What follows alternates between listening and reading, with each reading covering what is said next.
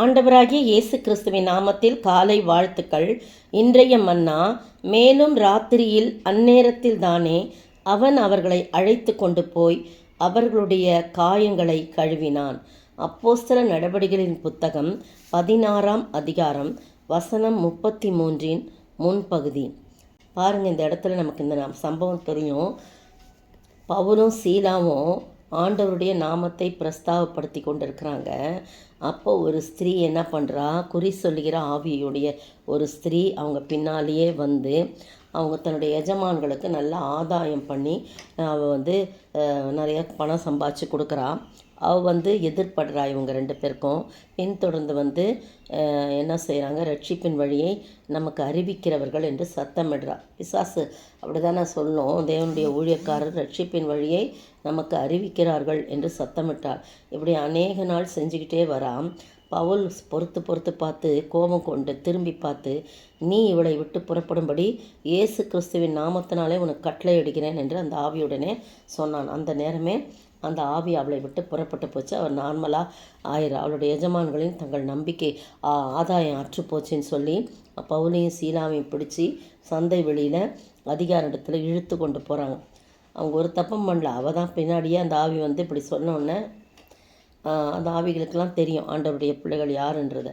அப்போ அவர்களை அந்த அதிகாரத்தில் ஒப்புவித்து, யூதர்களாக இந்த மனுஷர் நம்முடைய பட்டணங்களில் கலகம் பண்ணுறாங்க அப்படின்ட்டு அப்போஸ்தலர் நடவடிக்கைகளின் புத்தகம் 16ஆம் அதிகாரம் 16ஆம் வசனம் அப்படி வச்சுங்க. 16 ஞாபகமாக இருக்கும்.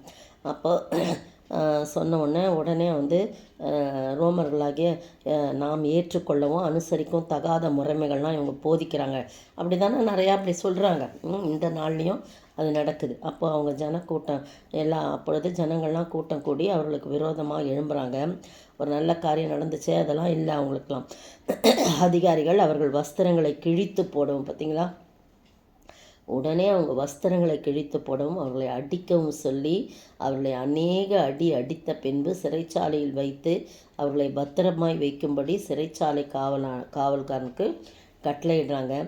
அவனும் என்ன பண்ணுறான், அந்த கட்டளை பெற்று அவனும் உட்காவல் அறையில் அடைச்சி அவங்க கால்களை தொழுமரத்தில் மாட்டி வைக்கிறான். அப்படின்னா என்னென்னா, நான் கூட யோசித்தேன், தலைக்கீழாக தொங்க விடுறது தான் மாட்டி வைத்தல்னு நான் அநேக நாள் என்னுடைய செய்தியில் கூட நான் சொல்லியிருக்கேன். மாட்டி வைக்கிறதுனா கேலண்டர் மாட்டி வைப்பாங்க, படங்கள் மாட்டி வைப்பாங்க.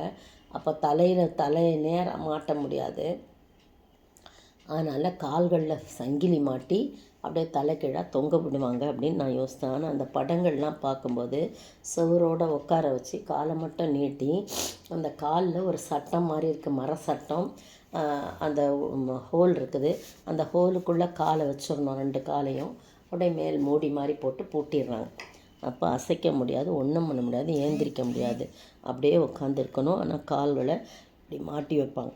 அந்த நேரத்தில் தான் பவுலும் சீலாவும் என்ன பண்ணுறாங்க, ஜெபம் பண்ணி தேவனை துதித்து பாடுறாங்க. பாருங்கள், எந்த நேரத்தில் அடிக்கப்பட்டு உடைக்கப்பட்டு காயப்பட்டு வஸ்திரம்லாம் கிழிக்கப்பட்டு தொழுமரத்தில் மாட்டி அசையாமல் இருக்கும்போது தேவனை ஜெபம் பண்ணி தேவனை துதித்து பாடுறாங்க. காவலில் வைக்கப்பட்டவர்கள் அதை கேட்டுக்கொண்டுதான்.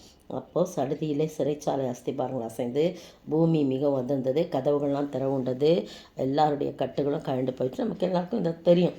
அப்போ சிறைச்சாலை காவலன் தூங்கி முழிச்சிட்டு பார்க்குறான். ஐயோ, கதவெல்லாம் திறந்துருக்க, எல்லாரும் ஓடி போயிட்டாங்கன்னு சொல்லிவிட்டு பட்டயத்தை உருவி தன்னை மாய்த்து கொள்ள பார்த்தான். ஏன்னா அவனுக்கு அந்த தண்டனை தான் கொடுப்பாங்க. அது ஏன் அவங்க செய்யணும், நம்மளே கொலை செஞ்சுக்கலான்னு போகும்போது பவுல் மிகுந்த சத்தமிட்டு, உனக்கு கெடுதி ஒன்றும் செய்யாத, நாங்கள்லாம் இங்கே தான் இருக்கிறோம் அப்படின்னோடனே அவன் தீபங்களை கொளுத்திட்டு பார்க்குறான். எல்லாரும் இருக்கிறாங்க. பவுல் சீலா மட்டும் இல்லை, அங்கே சிறைச்சாலையில் அடைக்கப்பட்டவங்க எல்லாருமே அப்படியே இருக்காங்க. பார்த்தீங்களா, ஒரு கூட்ட ஜனம் ரட்சிக்கப்படுது. ஏன்னா இவங்க இந்த கஷ்டமான சூழ்நிலை இவங்க துதிச்சு பாடுறாங்களேன்னு காவலில் வைக்கப்பட்டவர்கள்லாம் பார்க்குறாங்க.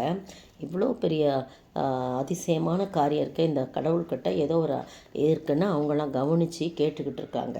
அதனால் யாருமே ஓடினதா இல்லை, எல்லாருமே அங்கே நாங்கள் எல்லாம் இங்கே தான் இருக்கிறோம் அப்படின்னு சொல்கிறத பார்க்குறோம். பார்த்தீங்களா, நாங்கள் எல்லாரும் இங்கே தான் இருக்கிறோம். அப்படின்னா எல்லாருமே ஒருத்தர் கூட நாங்கள் 2 பேரும் சொல்லலை. அப்போ அவர்களை வெளியே அழைத்து கொண்டு போய் உடனே எனக்கு தெரிஞ்சதுப்பா, இதில் ஏதோ ஒரு வல்லமை இருக்குன்னு, ஆண்டவன்மாரை நான் ரட்சிக்கப்பட என்ன செய்ய வேண்டும் என்பது கர்த்தராகிய இயேசு கிறிஸ்துவை விசுவாசி, அப்பொழுது நீயும் உன் வீட்டாரும் ரட்சிக்கப்படும். அப்போ வீட்டில் இருந்த யாவருக்கும் வசனத்தை போதிக்கிறாங்க. வசனத்தை ஃபஸ்ட்டு போதிச்சாதான் வெறும் ரட்சிப்பு அடைய முடியாது. வசனத்தை போதித்து அவர்கள் அதை விசுவாசித்து ஆண்டவராகிய இயேசு கிறிஸ்துவை சொந்த ரட்சகராக ஏற்றுக்கொள்ளும் போது தான் வெறும் ஏற்றுக்கொள்ள முடியாது. அந்த வசனத்தை அந்நேரத்தில் தானே அவர்களை அழைத்து கொண்டு போய் அவருடைய காயங்களை எல்லாம் கழுவினான் போட்டிருக்கு. நீங்களும் உடனே அவர்கள் அனைவரும் ஞானஸ்நானம் பெற்றார்கள்.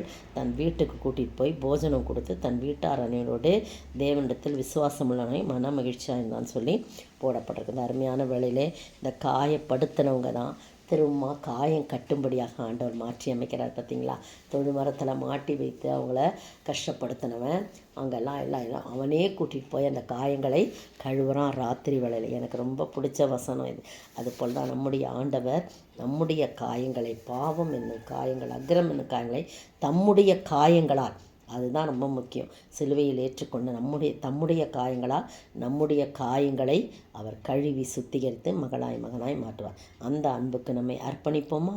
ஜெபிப்போம். ரத்தத்தாலே சுகம் தந்தார், காயத்தாலே கழுவினார், ரத்தத்தாலே சுகம் தந்தார், காயத்தாலே தேற்றினார் வசனத்தாலே, தேற்றினார் வசனத்தாலே, திடன் தந்தாராவியாலே, எனக்கு திடன் தந்தாராவியாலே. புதிய பாடல் பாடி பாடி இயேசு ராஜாவை கொண்டாடுவோம். புகழ்ந்து பாடல் பாடி பாடி இயேசு ராஜாவை கொண்டாடுவோம். ஸ்தோத்திரிக்கிற ஆண்டவரே, துதிக்கிற ராஜா, நீர் எங்களுடைய பாவங்களை அக்கிரமங்களை எல்லாம் உடைய இரத்தத்தினாலே கழுவினீர் ஆண்டவரே. எங்களுக்கு சுகம் தந்தீர். எங்களுடைய காயங்களை உடைய காயத்தினாலே ஆற்றி சுகம் கொடுத்தீர் ஆண்டவரே. உடைய வசனத்தினாலே எங்களை தேற்றினீர் ஆண்டவரே. அப்பா, எங்களை பலப்படுத்தினீர் உடைய ஆவியினாலே. எத்தனை அழகான பாடல் ஆண்டவரே. அப்பா தகப்பனை எப்படி சிறைச்சாலை காவல்காரன் ஆண்டவரே அவர்களை அழைத்து போய் அந்நேரத்தில் தானே உடைய காயங்களை கட்டி அவங்களை கர்த்தாவே கழுவினான் என்று சொல்லி பார்க்கிறோம் ஆண்டவரே. காயங்களை கழுவினான்னு நீங்களும் கூட எங்களுடைய காயங்களை கழுவும்படியாக உடைய திரு ரத்தத்தை எங்களுக்காய் சிலுவையிலே சிந்தி கொடுத்தீங்களே, அந்த அன்புக்கு ஸ்தோத்திரம் ஆண்டவரே. அப்படிப்பட்ட ஆசீர்வாதத்தை நாங்கள் பெற்று வாழ நீர் கிருபை செய்ய வேண்டும் என்று கர்த்தரும் மீட்பரும் ராஜாவுமாய் இயேசு கிறிஸ்துவின் விலையேறப்பட்ட நாமத்தில் ஜெபிக்கிறேன் பிதாவே, ஆமீன். நேற்றைய பதில்: ஆகிலும் ஜனங்கள் அவரை தீர்க்கதரிசி என்று எண்ணினபடியால் அவர்களுக்கு பயந்திருந்தார்கள். மத்தேயு 21:46. இன்றைய கேள்வி: உயிர்த்தெழுதலில் எவை எவையெல்லாம் இல்லை என்றும் பரலோகத்திலே அவர்கள் யாரை போல இருப்பார்கள் என்றும் இயேசு கூறினார். உயிர்த்தெழுதலில் எவை இல்லை என்றும் பரலோகத்தில் அவர்கள் யாரை போல இருப்பார்கள் என்றும் இயேசு சொன்னார்.